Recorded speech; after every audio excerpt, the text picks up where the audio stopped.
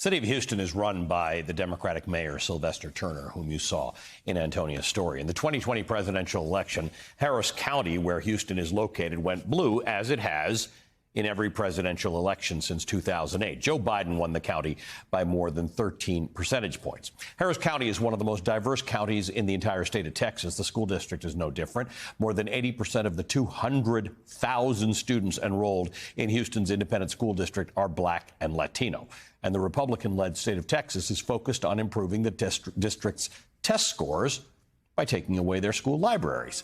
The state-appointed superintendent has instituted a new plan for this school year that will transform the libraries and many of the schools into centers of discipline, literally replacing books with isolation. Mayor Turner says the library plan is creating a prison-like atmosphere in spaces typically associated with learning. NBC's correspondent Antonia Hilton spent a few days in Houston talking to parents and students about these new changes and what it means for their communities. Antonia, literally nobody tells these important stories of our time better than you do. But that last thing you had in your story, that boy saying that kids shouldn't read, or kids like us shouldn't read. I don't know if he recognized that in American history, particularly in the South, particularly in Texas, that was a thing that his ancestors may have faced, a deliberate effort to make sure that certain people did not read. They could not attain self-sufficiency. They could not, in those days, get away from their owners and captors. But in this day, it also keeps people in their place. That was a remarkably resonant piece of a very remarkably resonant story.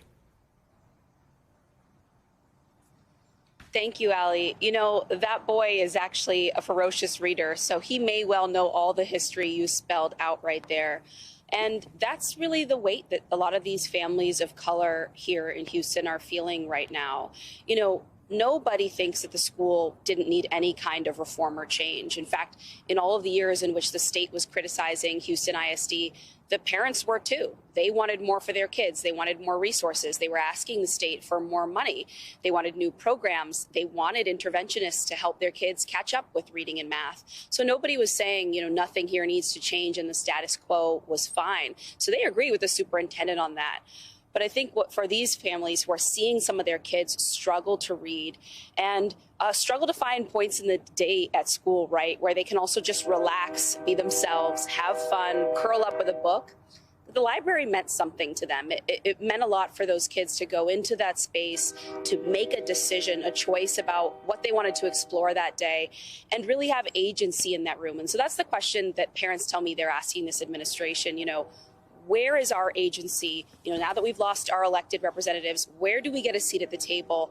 And if we're going to make all these changes, okay, some changes are good, but what say do we have? And will you partner with us before you move ahead with them? That's sort of what's at stake here. And they see this history and what could happen to kids who look like them, Ali. So you spoke to the new non-elected appointed superintendent. And I thought something he said was very interesting. When you asked him specifically about libraries, it was stark. I mean, I can't imagine such a thing. I've known of the story for several weeks, but I'd not seen the imagery that there are literally libraries without books in them. He said, we can't be all things to all people. We can't have everything we want. I think it's reasonable to say that. We can't have everything we want. We can't be all things to all people. But there are virtually no students in this country who will tell you that the library, whether at school or otherwise, was not central to the being of a child who enjoyed education. So, yeah, can't be all things to all people, but why the libraries? Of all the things to cut, why the libraries?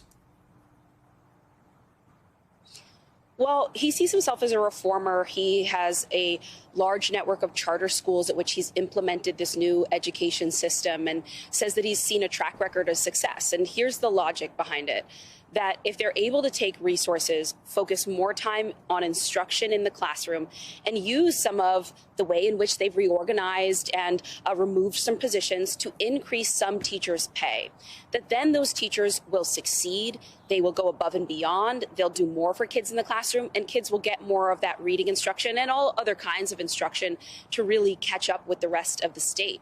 And so it's not that he doesn't think kids should still read, but He thinks that the library might not necessarily have to be the space for that there are other points in the day where kids are going to be able to, of course, read through their ELA classes, through English, read as part of assignments. What librarians have said to me is that they did a whole lot more than just check out books or stand there as kids read, that they found kids who, maybe weren't really that into reading, and they helped them find subjects that they were inspired by, that they would give kids the next book in a series so that they would keep falling in love with reading and in love with authors, that they also would teach classes, to help kids figure out the difference between fact and fiction. How do you evaluate sources? How do you start to cite sources in your first school papers?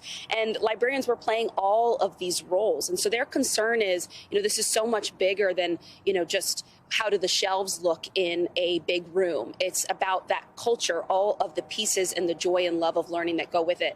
We got the chance to go inside of the team center, and you can see some of it in the story there, where there are rows and rows of desks in what used to be a library. And then along the wall, there are a lot of these shelves where kids are going to be able to, either at the beginning of the day or at the end of the day before they go to the bus, grab books sort of on an honors system.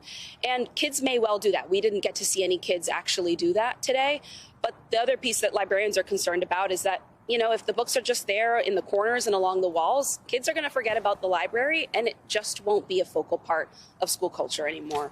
You spoke to the parent of a child in the school system that has disabilities, and they're worried about how this transformation of libraries is going to affect their children, especially their children and their ability to learn English. Let's just listen to that together.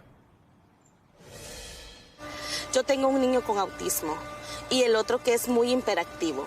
Una idea lo que yo batallo con mis bebés. ¿Han dado suficiente información a las familias latinas? No nos han dado nada de información. Tell me a bit more about that. You just met a mom there named Selena Manzano. She has children who are heading into one of these schools, one of these NES schools where the library has been transformed. She has a son with autism, one son with ADHD.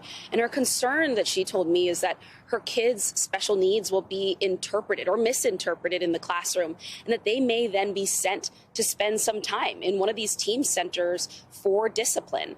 And her other major concern here is that she says she hasn't received enough information in Spanish. And this is a district in which in some schools, the majority of kids are Latino. The majority of kids have parents who do not speak English at home. Many of them are going home and they can't practice reading with an adult who can help them read their assignments that day or dive into a book written in English. And so getting that instruction in school, that support in school, is really all those kids have. And so these parents are doing their best right now. I actually got to spend time with one mom named Jessica Campos, who speaks both English and Spanish, and she's been translating. She sends out text messages. She sends out emails to all of the Spanish-speaking parents around her neighborhood to try to give them an update on the questions that she asked administration, the information she received from their teachers, so she can try to give them, that sense of feeling like they still have a say in their school. At that elementary pew, the principal no longer speaks Spanish, who has been put in place now after this takeover. And so